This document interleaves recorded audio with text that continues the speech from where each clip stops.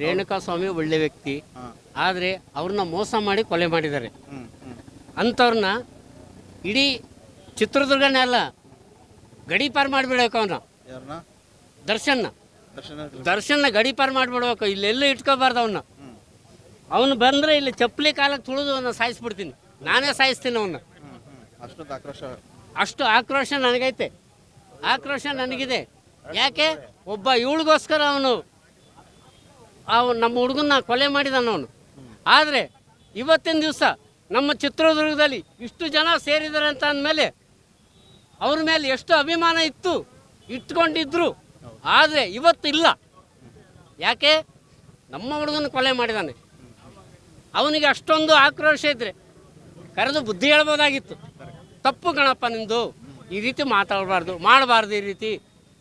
ಏನೋ ಅಚಾತುರ್ಯ ನಡೆದೋಗೈತೆ, ಹೋಗ್ಲಿ ಬಿಡು.